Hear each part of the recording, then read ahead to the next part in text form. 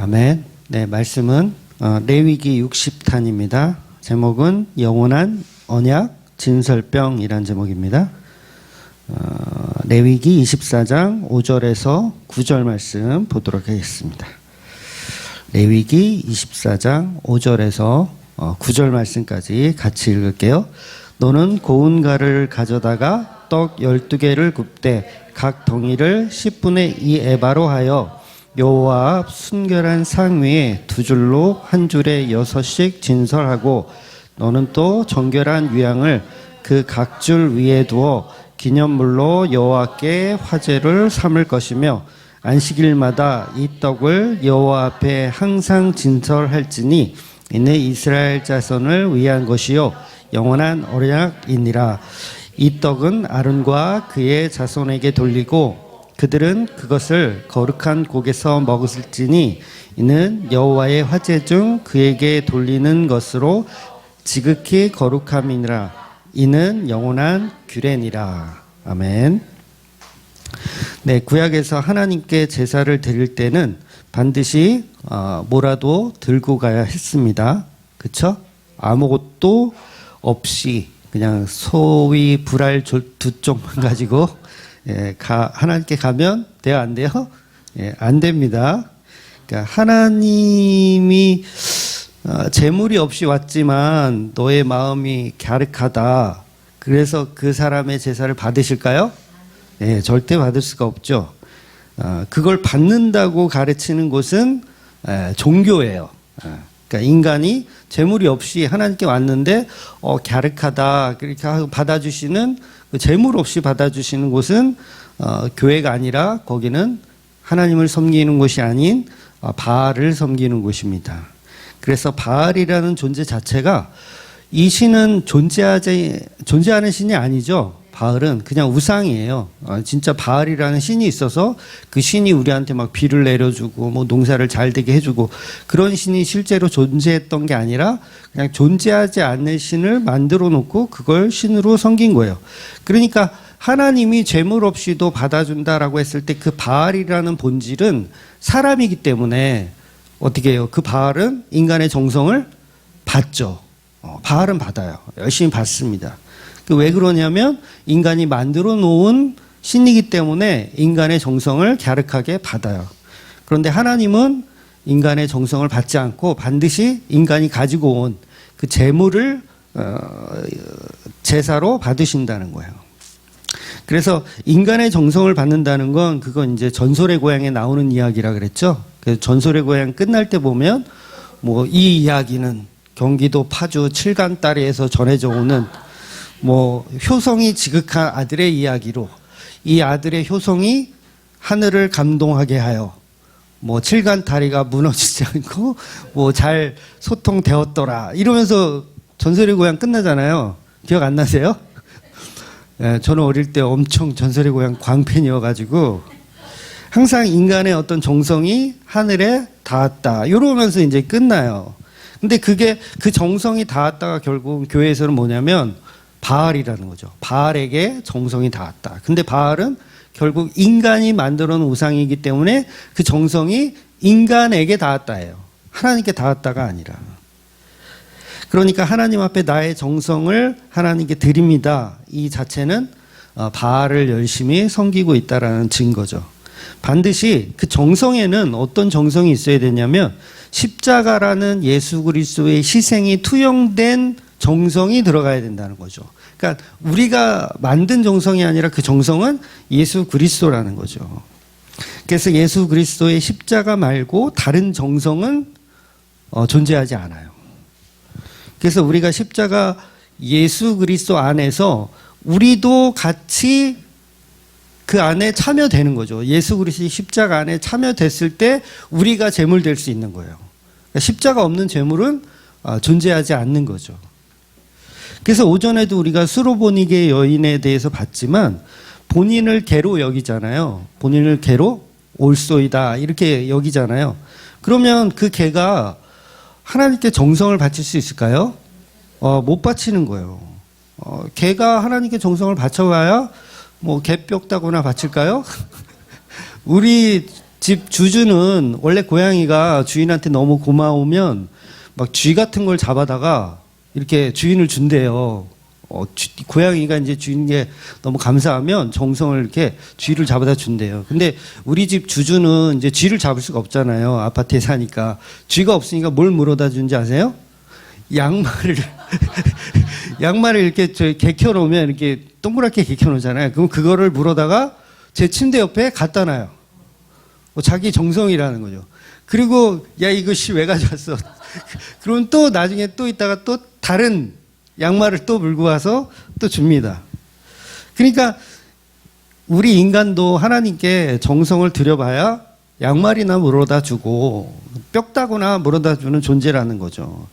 그래서 구약에서는 이제 구약이든 신약이든 하나님이 원하는 제사는 하나님이 원하는 제물을 가지고 와야 된다는 거예요. 그러니까 하나님 앞에 우리가 지금 예배하고 있지만 이 예배도 마찬가지죠. 예수 그리스도라는 십자가의 본질이 없이 그냥 우리의 정성으로 예배를 드리고 있다면 그건 예배가 아니라 바알을 섬기고 있는 거죠. 그래서 제물이 없으면 성막 안으로 출입도 안 되는 거예요. 제사장이 너 왜 왔어? 저 제사 드리러 왔는데요. 제물은 어디 있어? 제물은 안 왔고 그냥 불알 2쪽만 가지고 왔는데. 그러면 어떻게 돼? 돌아가 이렇게 되는 거죠. 그래서 왜 인간들은 제물이 없이는 하나님께 나아갈 수 없는가라고 했을 때 그 이유는 간단하게 인간은 죄인이기 때문에 하나님 앞에 나아갈 수가 없는 거예요. 그러니까 오전에도 설명드린 대로 이미 에덴 동산을 쫓겨났어요. 죄 때문에 에덴 동산을 쫓겨났어. 그러면 에덴 동산을 계속 문 두드리면서 들어오게 해달라고. 그때 하나님 뭐라 그러냐면 길이요 진리요 생명이신 예수를 데리고 와라 이런 거예요. 근데 우리가 예수 없이 계속 에덴 동산을 문을 두드려요. 나 들어가게 해주세요. 나 들어가게 해주세요. 그러면 갑자기 뭐가 나타나요? 화형검이 나타나서 어떻게 해요? 그 문을 두드리고 있는 놈들을 이거 생명나무를 훔쳐먹으려고 온 놈들이구나 생각하고 그 문 두드리는 놈들을 어떻게 해요? 죽여버리는 거예요. 그래서 우리의 정성으로는 아무리 매달리고 에덴 동산 넣어주세요 해도 하나님은 넣어줄 수 없다는 거죠. 그러니까 우리가 금은보화를 잔뜩 챙겨가지고 에덴 동산에 탁 갖다 놓고 봐라 내가 이만큼 돈이 많다. 나를 에덴 동산에 넣어주도록 해라. 그러면 화형검이 확 죽여버린다는 거야. 나는 좀 인기가 많고 착하고 선하고 이런 게 있잖아요. 그러니 나는 좀 넣어달라고 하면 어떻게 된다고요? 화형검이 모가지를 그냥 이렇게 한다는 거죠. 그러니까 에덴 동산에 가서 내가 빌딩 하나 큰 거 쥐어 드릴게요. 저는 기술도 있고 돈도 있고 다 있어요. 그래도 어떻게 된다? 모가지를 싹. 그러니까 인간은 어떤 방법으로든 불가능한 거예요. 에덴 동산에 들어갈 방법이 없어요. 그런데 이걸 자꾸 인간이 할 수 있다라고 부추기는 게 무슨 이단? 알미니안주의 이단이에요. 너 할 수 있어. 너 정도면 들어갈 수 있어. 라고 부추기는 게 알미니안 이단이에요. 그래서 죄인된 인간이 하나님을 찾아간다면 그건 생명나무를 훔쳐먹는 이 도둑으로 강도로 보고 천사들이 와서 모가지를 쳐버린다는 거예요. 그래서 우리 인간이 하나님께 찾아갈 수 있는 방법은 없어요. 방법은 없어요. 오직 예수 그리스도의 피밖에 없습니다. 어떤 철학, 과학, 돈, 무엇이 됐든 에덴 동산을 들어갈 수 있는 방법은 없어요. 그런데도 우리의 정성으로 에덴 동산을 통과할 수 있다라고 가르치는 것은 거짓 가르치며 마귀 숭배하는 곳이 틀림이 없습니다. 그래서 우리 기독교도 우리의 정성으로 하나님 보좌에 도달할 수 없다를 가르쳐 주는 거예요. 너의 정성으로 네가 드린 예배로 네가 드린 헌금으로 하나님께 도달할 수 없다. 그래서 반드시 뭘 가지고 와야 돼요? 구약에서는 양이나 염소나 소나 뭘 가져와야 돼. 곡식이 됐든 아니면 11조로 드리는 어떤 열매가 됐든 뭐가 됐든 일단은 제물을 가지고 와야 성막 안에 이제 제사를 드릴 수가 있는 거예요. 그래서 복음이란 성경 자체가 그 사람이 들고 있는 그 제물에 관한 이야기를 하는 거예요. 그러니까 성경 66권은 사람이 들고 있는 그 재물. 그 사람이 들고 있는 그 재물은 뭐예요? 예수 그리스도의 보혈의 피라는 거죠. 성경 전체가 그 얘기를 하는 거예요. 사람이 뭘 들고 있느냐, 뭘 들고 하나님 앞에 갈 수 있느냐. 예수 그리스도의 십자가만이 그 에덴 동산을 들어갈 수 있는 열쇠요, 길이다라고 설명하는 겁니다. 그래서 하나님께 드려지는 모든 제물이 십자가에 죽으신 예수 그리스도, 그곳을 가르치는 곳이 교회여야 하고요. 이거를 이제 우리 신학에서는 이렇게 표현하거든요. 구속사적 복음이라고 표현해요. 구속사적 복음. 그러니까 예수 그리스도의 피로 인한 구원과 속죄에 관한 이야기. 그래서 구속사라는 이게 없는 설교는 설교가 아니에요. 그거는 설법이라고 하는 거예요. 그래서 목사들이 하는 설교와 스님들이 하는 설법이 내용이 똑같으면, 물론 단어는 이쪽은 뭐 예수도 들어가고 하나님도 들어가고 단어는 들어가지만 결국은 인간의 정성으로 에덴 동산을 들어가자고 하는 그것들이 전부 구속사가 없기 때문에 그거는 설교라고 할 수 없는 거죠. 여러분, 우리가 그 양희은 씨 노래 아세요? 양희은 씨 노래 중에 엄마가 딸에게라는 노래가 있어요. 가사가 이렇거든요. 공부해라. 아니야, 그건 너무 교과서야. 성실해라. 나도 그러지 못했잖아. 이 노래 아시죠? 사랑해라. 아니야, 그건 너무 어려워. 죄송해요, 제가 음을 잘 몰라서. 너의 삶을 살아라. 뭐 이런 노래가 있어요. 양희은 노래인데 저 이 노래 부르면서 눈물이 나더라고요. 너무 감동이 됐어요. 한번 집에 가시면서 한번 들어보세요. 유튜브에 있으니까. 제목이 뭐라고요? 엄마가 딸에게? 라는 제목이에요. 너무 감동적이에요. 공부해라, 성실해라, 사랑해라. 무엇보다 너의 삶을 살아라. 너무 감동을 줘요. 근데 이게 여기에는 뭐가 없어요? 예수라는 구속사가 없죠. 그러니까 이 내용을 가지고도 설교할 수 있어요. 우리가 설교를 해요. 그럼 사람들이 감동을 받을까요? 안 받을까요? 받아요. 막 눈물 흘리면서 그래, 나의 삶을 살아야지. 공부 그게 중요한 게 아니지. 막 그러면서 사람들이 감동을 받아요. 근데 뭐가 없냐면 구속사가 없어요. 구속사가 없는 너의 꿈을 펼쳐라, 공부해라, 사랑해라, 이런 아무리 좋은 얘기를 해봐야 감동은 오지만 그 감동이 복음이 아니라는 거죠. 그래서 복음은 십자가에 죽으라는 말을 하지 너의 꿈을 펼쳐라는 말을 하지 않아요. 그래서 너의 꿈을 펼쳐라는 그냥 종교 강의를 하는 거예요. 종교 강의. 그래서 종교 강의를 하게 되면 목사가 됐든 스님이 됐든 구속사가 없기 때문에 그건 예배도 아니고 복음도 아니라는 거죠. 그래서 그런 식의 구속사가 없는 예배는 하나님께 도달할 수 있다 없다? 없어요. 어떻게 되는 거예요? 화영검이 와서 훅 땡강. 그러니까 화영검은 뭐만 보냐면 예수 그리스도의 피를 가졌는가를 보는 거예요. 예수 그리스도의 피를 가졌는가. 제사 드리러 성막에 왔는데 들여보낼 때 어떻게 보내냐면 소와 양과 염소가 있는가, 희생제물, 피로 드려질 희생제물을 가지고 왔는가를 보고 가지고 왔으면 어떻게 해요? 그 사람이 조폭 출신이든 살인자든 상관이 없어요. 들어오게 하는 거예요. 뭐만 있으면? 예수 그리스도의 피만 가지고 있으면 들어오게 해주는 겁니다. 그래서 유일하신 예수 그리스도만이 우리의 길이요, 진리요, 생명임을 가리키는 곳이 바로 교회라는 거죠. 그런데 이런 구속사가 없으면 거짓 선지자요, 마귀에 속한 목사들일 뿐이라는 거예요. 그러니 오늘날도 이 사실을 정확히 분별하지 못해서 교회 다니면서 바알을 섬기고 있고 교회 다니면서 몰렉을 섬기고 있는 거예요. 그러니까 몰렉에게 11조를 바치고 있고 온갖 정성을 다 바치고 있는 거예요. 그러다가 그 정성으로 화영검한테 오늘 화영검의 훅이 많이 나오네요.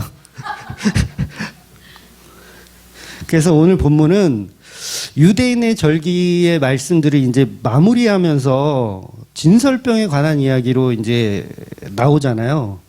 그러니까 지금까지 보았던 이런 절기들은 인간이 지키는 행위 언약이에요. 인간이 지키는 행위 언약. 곧 절기는 인간이 지키는 것이란 말이에요. 인간이 지키는 것. 그래서 우리가 오해를 하는 거예요. 아, 이거는 절기는 인간이 지키는 것이다. 그런데 복음은 뭐냐면 이 모든 절기들이 예수 그리스도를 예표한다예요. 이 차이가 굉장히 중요하거든요. 아, 절기들이 막 나열돼. 너희들은 이것을 영원히 지켜라. 너희들의 규례로 삼아라. 그러니까 우리는 다 이걸 절기를 열심히 지키면 에덴 동산에 들어갈 수 있겠구나 생각하는 거예요. 근데 하나님은 그 얘기를 하는 게 아니라 절기들이 나타내고 있는 게 예수 그리스도니까 이 예수 그리스도의 피를 가지고 너희들은 에덴 동산, 하나님이 계신 곳에 들어갈 수 있다. 그 얘기를 계속 설명하는 거죠.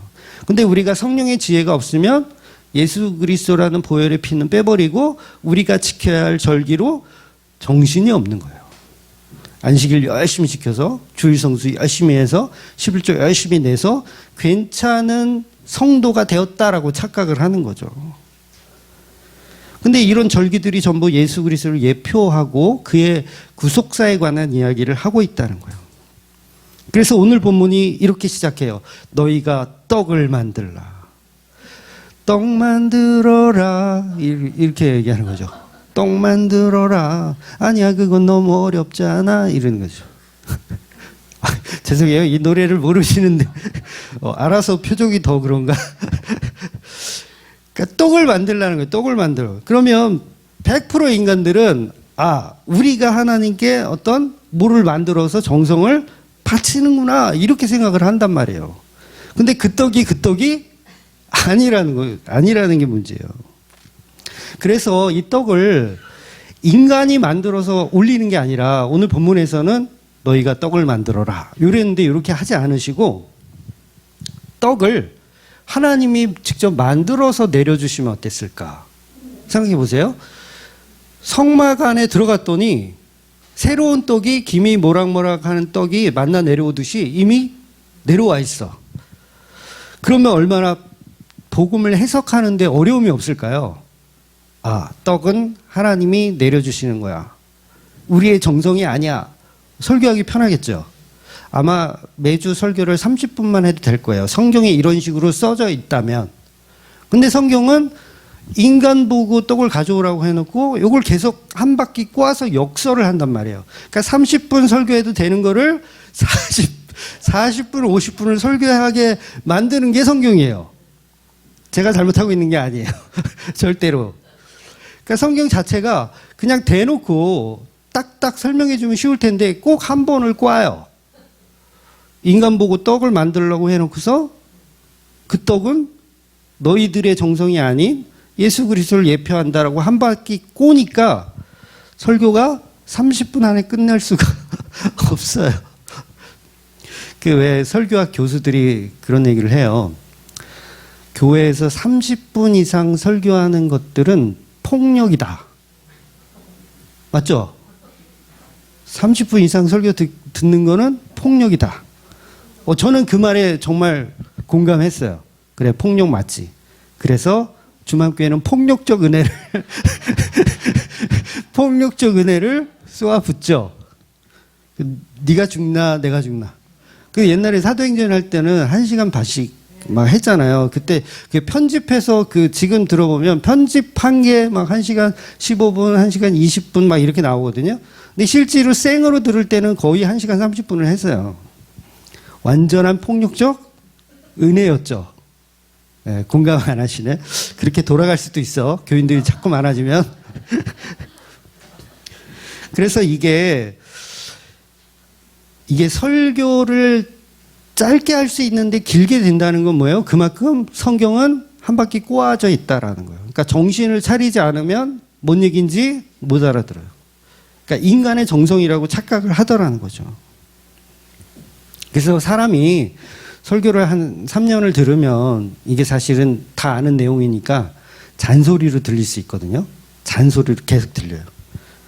그래서 그러나 처음 접하시는 분들이 늘 있다고 상상을 해야 되잖아. 한 영혼을 우리가 소중히 여겨야 되니까. 그래서 이게 대충 넘어갈 수가 없어요. 그러니까 폭력적 은혜를 그냥 이렇게 경험하시면서 예배를 드리시기를. 그러니까 하나님이 짧고 간단하게 하시면 좋은데 떡상의 진설병도 만나처럼 하나님이 만들어서 내려주시면 해석이 간단할 텐데 그렇게 하지 않으시더라는 거예요. 한 바퀴를 꼭 꽈요. 그래서 오늘 본문을 보면 5절에 보면 너는 고운 가루를 가져다가 떡 12개를 굽되 각 덩이를 10분의 2 에바로 하여 여호와 앞 순결한 상 위에서 두 줄로 한 줄에 6씩 진설하고 이렇게 표현하는 거예요. 그러니까 본문의 내용은 이렇게 인간이 떡을 만들어서 바치라고 하는 것처럼 되어 있어서 본질을 놓치게 되어 있다는 거죠. 이거는 일부러 하나님이 이렇게 하시는 거예요. 본질을 놓치게끔 일부러 만드시는 거예요. 왜냐하면 복음은 굉장히 비밀스럽게 접근이 되기 때문에 그래요. 그래서 본문은 인간의 정성으로 바치는 것으로 우리가 착각하지만 결코 그런 얘기가 아니라는 거예요. 여러분 이 떡이 크기가 되게 커요. 그러니까 지금 이 에바라는 단위가 한 바구니, 그러니까 지금으로 치면 뭐 한 22리터 정도 되는 양이래요. 한 바구니. 에바라는 단어가. 거기를 10분의 2 에바니까 5분의 1이죠. 그러면 못해도 4.4kg예요. 4.4리터죠. 4.4리터로 떡 하나를 만드는 거예요. 엄청나게 크죠. 떡 하나 만들 때.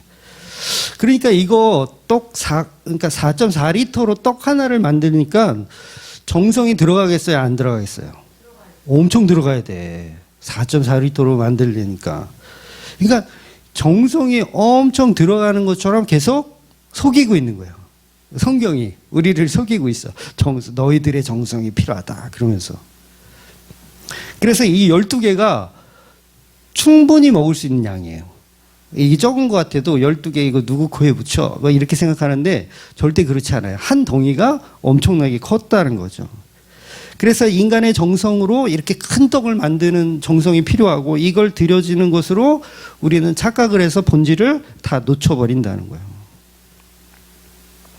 그러면 왜 이 떡을 하나님이 직접 만들어 내려주시 아니하고 인간이 만들어서 하나님 앞에 진설할까? 바로 이 또한 인간이 가지고 오는 재물의 개념을 설명하기 위한 거예요. 이 떡을 너희가 만들어라. 그러니까 예수 그리스도라는 재물을 너희가 들고 와라. 이 똑같은 본질의 이야기를 하는 겁니다.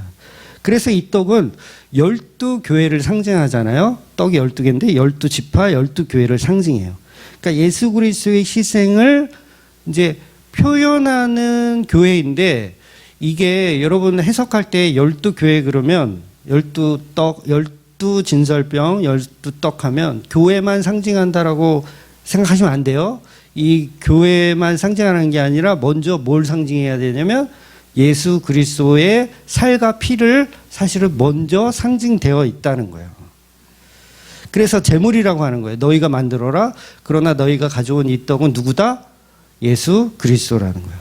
그래서 그리스도와 예수와 교회는 연합체예요. 연합체. 하나로 보셔야 돼요. 하나로. 그래서 성경을 해석할 때도 어떤 내러티브가 있다면 그걸 예수 그리스도의 예표로 해석해도 되고 교회로 해석해도 된다 그랬죠.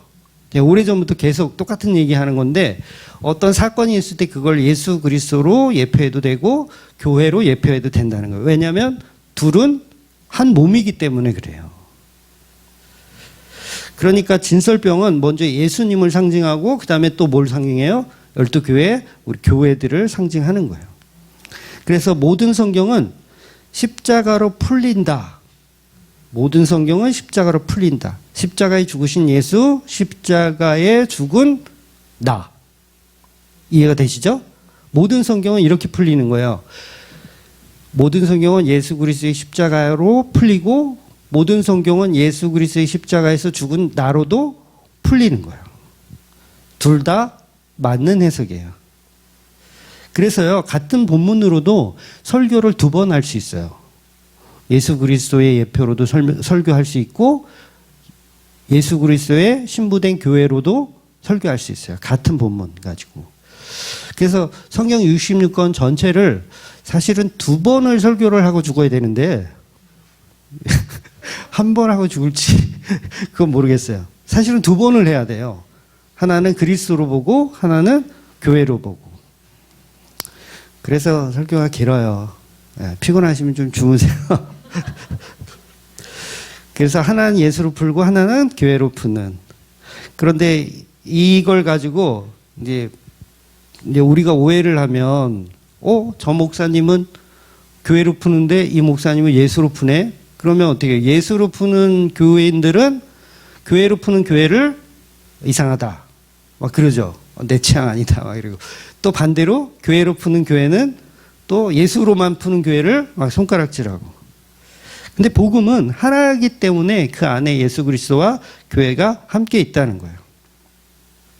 그래서 본문에 보면 이제 화제라는 단어가 또 나와요. 화제. 그러니까 태워서 드리는 제물. 그런데 이 화제를 떡상 위에 유향이 있는 거예요. 유향. 그러니까 기름이죠. 한마디로 향기로운 기름이 있는데 요걸 화제로 드리라고 표현을 해요. 그래서 정결한 유향을 각 줄 위에 두어 기념물로 여호와께 화제를 삼을 것이요라고 표현되어 있어요.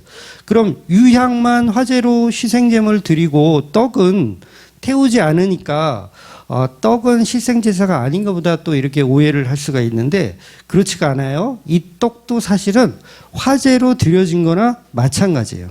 그러니까 예수 그리스도의 희생, 화제로 드려진 예수 그리스도 그리고 교회로도 상징되는 거죠. 그래서 12개의 떡은 직접 태우지는 않지만 화제로 드려진 떡이라고 이제 9절에서 설명을 하고 있어요. 그러니까 9절의 그 내용을 제가 읽어드리면 이는 여호와의 화제 중 그에게 돌리는 것이다. 이렇게 표현해요. 그러니까 이 떡이 화제로 드려진 떡이다. 이렇게 표현을 하는 거지. 이미 드려졌다라고 보는 거죠.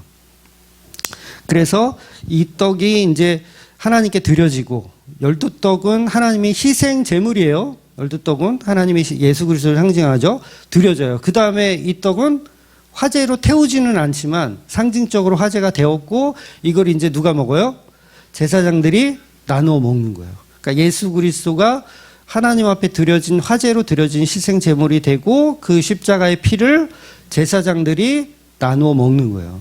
제사장은 상징적으로 이제 교회의 지체들을 표현하는 거죠. 그러니까 예수 그리스도라는 제물이 하나님께 먼저 희생 제물로 드려지고 우리는 그걸 받아서 어떻게 해요? 나누어 먹는 거예요. 근데 이 떡은 일주일에 한 번씩 바뀌어요. 매 안식일마다 새로운 떡을 만들어서 성막 안에다 올리고 떡상 위에 올리고 그 다음에 옛날 떡은 거두어서 제사장들이 거룩한 곳에서 먹는 거예요. 그러니까 이 구약의 말씀인데 신약의 교회들의 형태를 그대로 표현하고 있는 거예요. 근데 교회들이 뭐가 없어요? 떡이 없어요. 떡이 이게 그 떡이 아니야. 하나님은 말씀하신 진설병을 만들려고 그랬더니 다 막 개떡에 쑥떡에 절편에. 그래서 8절에 보면 떡 준비는 전부 인간이 하거든요. 그러면 이 준비하는 거 뭐 이런 게 다 인간의 정성이라고 생각하는데 이 인간이 드렸으면 이거 하나님을 위해서 드린 거잖아요. 만약에 인간이 드렸으면. 근데 그게 아니라고 본문은 얘기해요. 8절에 보면 이스라엘 자손을 위한 떡이다. 이렇게 이제 표현을 하는 거죠. 그래서 24장 8절 본문을 보면 안식일마다 이 떡을 여호와 앞에 항상 진설할지니 이는 이스라엘 자손을 위한 것이요라고 표현해요. 하나님을 위한 게 아니래요. 이스라엘 자손을 위한 거래요. 그러니까 예수 그리스도가 결국은 교회를 위해서 희생되었다. 이렇게 표현이 되는 거죠. 그래서 사람이 준비했는데 하나님을 위한 것이 아니라고 한다면 우리의 정성은 하나님께 도달할 수가 없다라는 얘기를 본문에서 하는 거예요. 이건 하나님께 도달받는 게 아니라 너희들을 위한 거야. 그러니까 결국은 화살이 결국 이렇게 돌아서 구원은 누가 받냐? 인간이 받는 거예요. 그러니까 하나님이 자꾸 이거를 꼬는 거죠. 이렇게 어렵게. 설교가 길어질 수밖에 없죠. 예, 어렵게 꽈요. 그래서 이거 레위기가요. 십자가 복음이 없으면 해석이 불가능합니다. 그러니까 모든 성경은 구속사로 풀지 않으면 해석이 안 돼요. 될 수가 없어요. 그러니까 구속사로 안 풀면서 막 설교 해석하는 목사님들 있잖아요. 다 엉터리예요. 다 엉터리. 구속사로 풀지 않으면 반드시 부딪혀요. 서로 말씀끼리 충돌합니다. 세탁기에 막 각종 옷이 막 다 들어있어가지고 막 서로 막 엉키고 설키고 막 하는 것처럼 충돌이 계속 일어나요. 근데 구속사로 풀면 이게 다 결대로 차곡차곡 다 풀립니다. 다음 주에 보면 이제 하나님을 모독한 사람을 때려 죽이라고 해요. 하나님 모독한 사람이 있어요. 다음 주에 볼 거예요. 그 14절에 나오는데 그를 어떻게 하냐면 온 회중이 그를 치라, 돌로 치라 이렇게 표현해요. 살인해라 이러는 거예요. 그러면 여기서 말하는 온 회중이라는 말은 뭐예요? 온 회중이란 아무 생각이 없어도 뭐 하라는 거야? 돌 들어서 던지라는 얘기죠. 온 회중이라는 표현은 그런 거예요. 즉 아무것도 모르고 있다가 무슨 일인지도 몰라. 막 사람들이 막 돌을 들어서 누군가를 막 치고 있어. 그러면 온 회중이라고 했으니까 나도 들어서 쳐야 돼요? 안 쳐야 돼요? 쳐야 되죠. 온 회중이라고 그랬으니까 하나님의 말을 거역할 수 없잖아요. 쳐야 돼요. 그러니까 14절에 온 회중이 돌을 들어 그를 치라 하는 거예요. 그래 놓고 17절에 무슨 내용이 또 붙어 있냐면 사람을 쳐 죽인 자는 반드시 죽일 것이요. 이렇게 써 있어요. 어떻게 된 거예요, 이거? 이 말이에요? 막걸리예요, 이게? 온 회중은 그를 치라 해놓고서 그 다음에 17절에는 사람을 쳐 죽인 자는 반드시 죽일 것이요 이러는 거예요. 그러니까 이건요 구속사적으로 풀지 않으면 해석이 안 돼요. 될 수가 없어요. 근데 구속사로 풀면 쉽죠. 여기서 맞아 죽은 자는 예수 그리스도니까.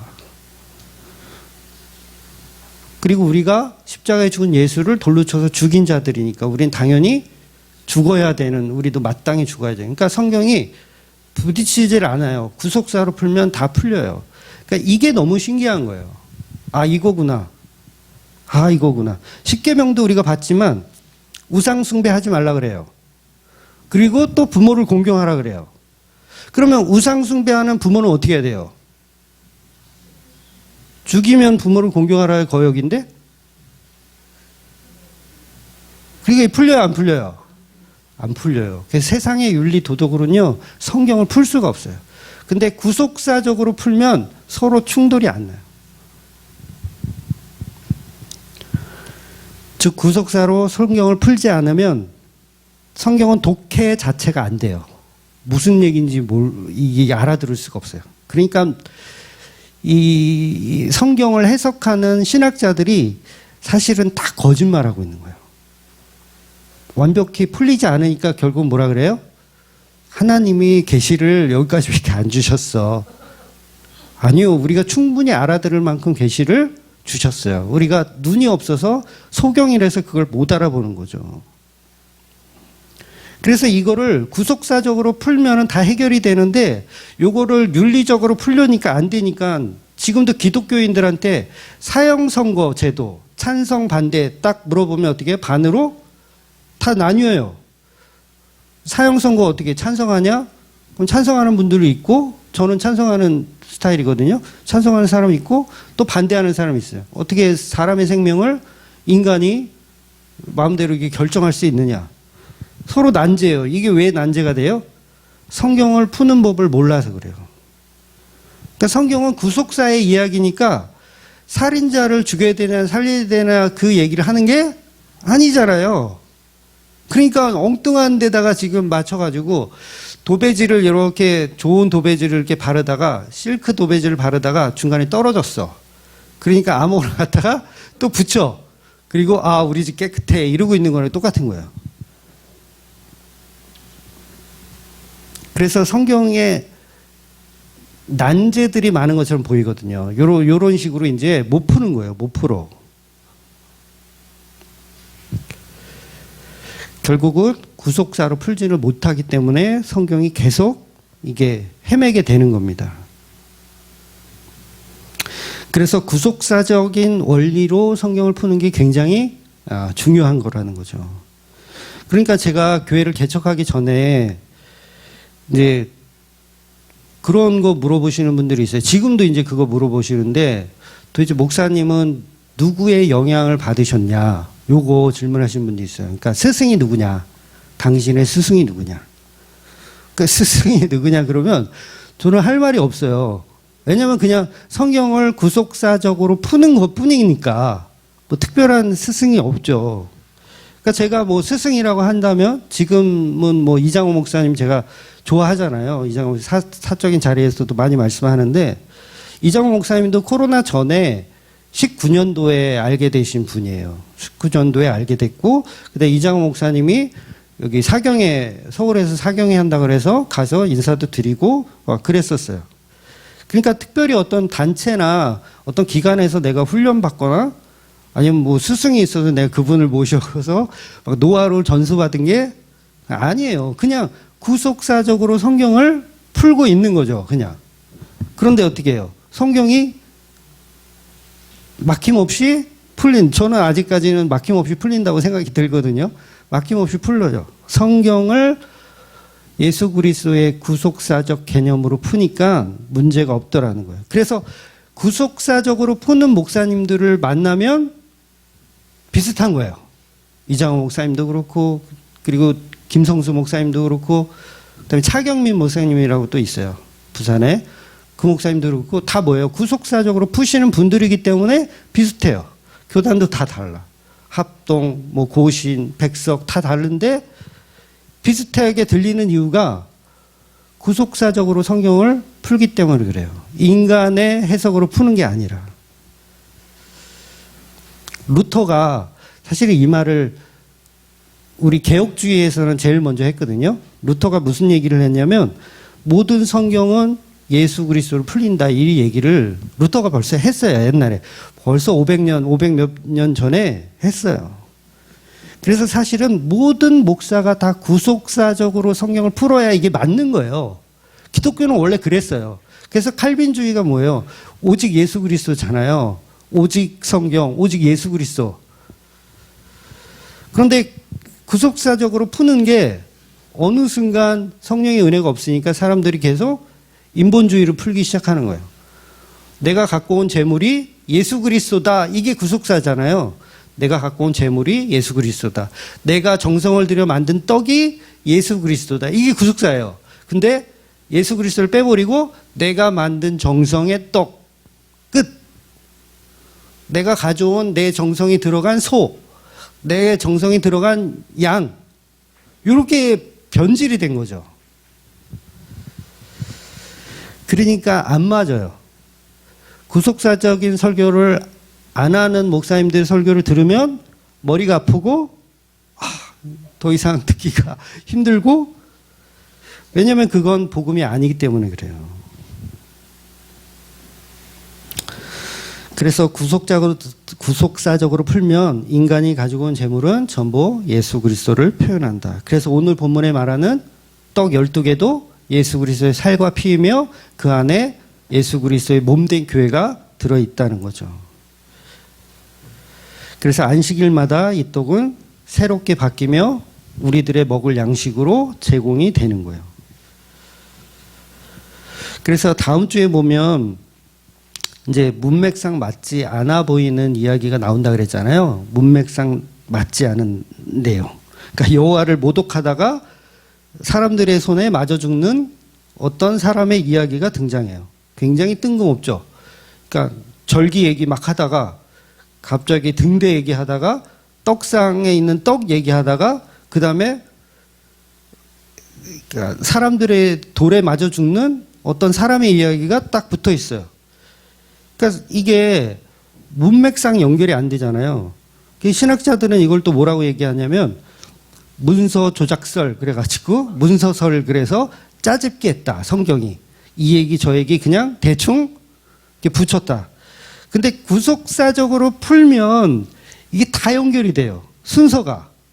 떡상, 예수 그리스도의 살과 피를 상징하지, 교회를 상징하지. 그럼 그거에 대한 내러티브를 이야기로 꺼낼 수 있는 게 뭐예요? 하나님을 모독하다 맞아 죽은 어떤 자의 이야기를 이렇게 현장 실습으로 딱 집어넣는 거예요. 그러니까 뜬금없는 이야기가 아니라 절기에 대한 모든 최종적 결론을 설명하기 위해서 하나의 이야기인 내러티브가 딱 첨가되어 있는 거예요. 사실 엄청난 거죠. 십자가에 죽은 예수를 고스란히 최종적으로 표현하고 있는 거예요. 다음 주에는 더 자세히 이제 그 사람의 죽음에 대해서 우리가 나누겠지만, 다시 말해서 우리 인간의 바치는 떡이 아니라, 인간의 정성으로 바치는 떡이 아니라, 우리는 불가능한 존재, 에덴 동산을 들어갈 수 없고 하나님 곁으로 갈 수 없는 존재인데, 누군가 희생으로 맞아 죽은 어떤 자, 맞아 죽은 어떤 이 때문에, 하나님을 모독하는 자로 맞아 죽은 어떤 자 때문에 우리가 하나님이 계신 곳에 도달할 수 있다. 그 얘기를 지금 절기와 이 등대와 떡상을 통해서 계속 순차적으로 설명을 하고 있는 거예요. 그러니까 24장의 레위기 24장 얘기는 전부 이 예수 그리스도를 이렇게 표현하는 거죠. 그래서 오직 예수 그리스도만 증거되는 레위기. 레위기가 너무 재밌지 않았어요? 아직 다 끝난 건 아니지만 이제 좀 몇 장 안 남았거든요. 레위기 속에 숨겨져 있는 예수 그리스도의 본질과 사랑. 그걸 날마다 묵상하며 살아가시는 저와 여러분이 되시기를 주의 이름으로 축원드리겠습니다. 아멘.